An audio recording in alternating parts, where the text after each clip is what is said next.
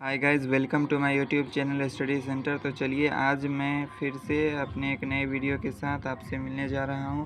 तो इस वीडियो में मैं आप लोगों को चैप्टर 2 जो कि बिहार बोर्ड के क्लास 5 इंग्लिश बुक का चैप्टर है, इसमें मैं इस वीडियो के माध्यम से मैं आप लोगों को इस चैप्टर का हिंदी बताने जा रहा हूं, जिससे कि आप लोगों को यह चैप्टर समझने में आसानी हो। तो चलिए बिना देरी किए हुए मैं शुरू करता हूँ।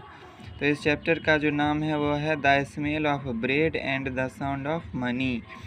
तो ब्रेड का सुगंध और साउंड ऑफ मनी मतलब पैसों की आवाज़, पैसों की ध्वनि। साउंड मतलब ध्वनि, आवाज़ जो भी कह सकते हैं। तो यह जो चैप्टर है मुख्यतः ब्रेड और मनी पर डिपेंडेंट है। तो इस चैप्टर में हम पढ़ेंगे कि कैसे एक ब्रेड बेचने वाला एक भिखारी को कोर्ट तक ले जाता है और फिर क्या आगे प्रोसेस होता है। तो चलिए मैं इस चैप्टर के माध्यम से आपको समझाने जा रहा हूँ। There was once a stingy baker but he baked delicious bread. एक बेकर था but he baked delicious food. वह क्या करता था? बहुत ही अच्छा ब्रेड जो है सो बनाया करता था। There was once a stingy baker मतलब एक लालची बेकर था जो कि बहुत ही स्वादिष्ट ब्रेड बनाया करता था। There was a poor man एक गरीब आदमी था। He wished to enjoy sweet smelling bread. वह उसकी इच्छा थी, विश मतलब इच्छा होती है, उसकी इच्छा थी कि वह स्वीट स्मेलिंग ब्रेड मतलब उस ब्रेड की जो खुशबू थी वो बहुत ही अच्छी खुशबू थी। तो वह उस ब्रेड की बहुत ही अच्छी खुशबू का आनंद लेना चाहता था। But he did not have any money लेकिन उसके पास कोई रुपए नहीं थे। So he would stand outside the bakery every day. इसलिए वह प्रत्येक दिन उस बेकरी के बाहर खड़ा रहता था। Enjoying the nice smell of baking bread. और वह जो ब्रेड बनाता था, उस बेकरी में जो ब्रेड बनता था उस बेकर के द्वारा, तो उसकी जो अच्छी सी खुशबू आती थी उस खुशबू का वह आनंद लेता था। कहाँ खड़ा होकर? तो बेकरी के बाहर खड़ा होकर और उस खुशबू की आनंद लिया करता था। चूँकि उसके पास पैसे नहीं थे इसलिए वो ब्रेड तो खरीद नहीं सकता था, इसलिए वह जो है सो बेकरी के बाहर ही खड़ा होकर ब्रेड की खुशबू लिया करता था। अब चलिए आगे बढ़ते हैं। द बेकर वाज वेरी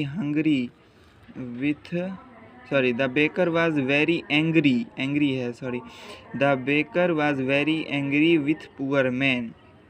वह बेकर जो था वह उस गरीब आदमी से बहुत ही ज़्यादा गुस्सा हो गया। आप देखिए गुस्सा क्यों हुआ।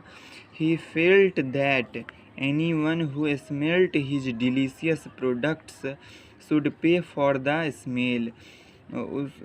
उसको ऐसा लगा, मतलब बेकर को ऐसा लगा, ब्रेड बनाने वालों को ऐसा लगा कि उसके ब्रेड का जो यह स्वादिष्ट खुशबू जो कोई भी लेगा उसको उस खुशबू के लिए भी पैसे पे करने चाहिए। So he took the poor man to court. इसलिए वह उस गरीब आदमी को कोर्ट ले गया। द जज heard the baker's complaint patiently. वह जो कोर्ट के जो न्यायाधीश थे उन्होंने उस बेकर के शिकायत को पेशेंसली का मतलब होता है धैर्यपूर्वक सुना। Then he asked the poor man. उसके बाद he asked the poor man, उसने उस गरीब आदमी से पूछा, do you have any money. तो क्या पूछा कि आपके पास पैसे हैं, मतलब क्या आपके पास पैसे हैं। The poor man searched his pockets and produced 2 small coins. वह गरीब आदमी अपना पॉकेट मतलब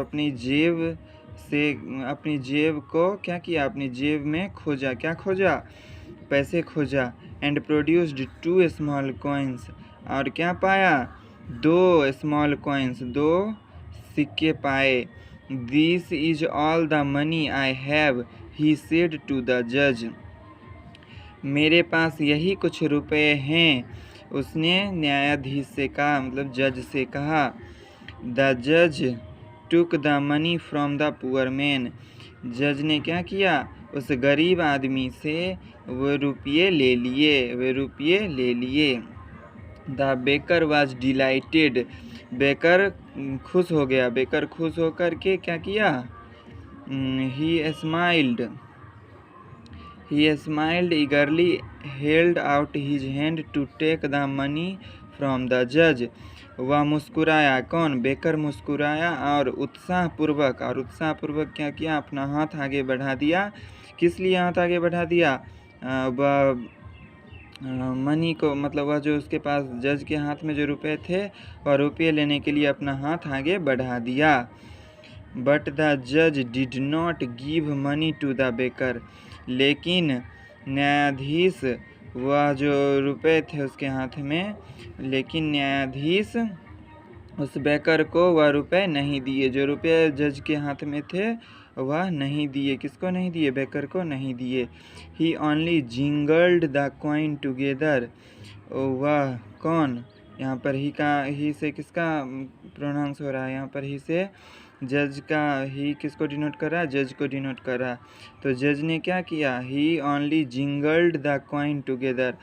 जज जो है सो सिर्फ उस कॉइन को अपने हाथ में ले लिया और उसको मतलब आपस में टकरा दिया। और आपस में टकरा, जब आप 2 सिक्के को आपस में टकराते हैं तो जो आवाज़ निकलती है, तो यहाँ पर क्या है, भाई जिंगल्ड का मतलब आपस में टकरा दिया और उससे आवाज़ निकली, ठीक। He then returned them to the poor man saying punishment should fit the crime. और उस सिक्के को आपस में टकराने के बाद उस रुपये को क्या किया, उस पुअर मैन को, उस गरीब आदमी को लौटा दिया। और लौटाने वक्त क्या कहा कि punishment should fit the crime. जो दंड है वह क्या, मतलब क्राइम के अनुसार ही होना चाहिए, मतलब जैसा क्राइम वैसा दंड।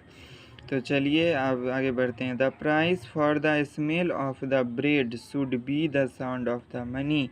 तो जज ने कहा कि ब्रेड की जो खुशबू है, the smell of the bread की खुशबू के जो मूल्य हैं वो सिर्फ क्या है, the sound of the money, रुपए की क्या है, झंझनाहट है।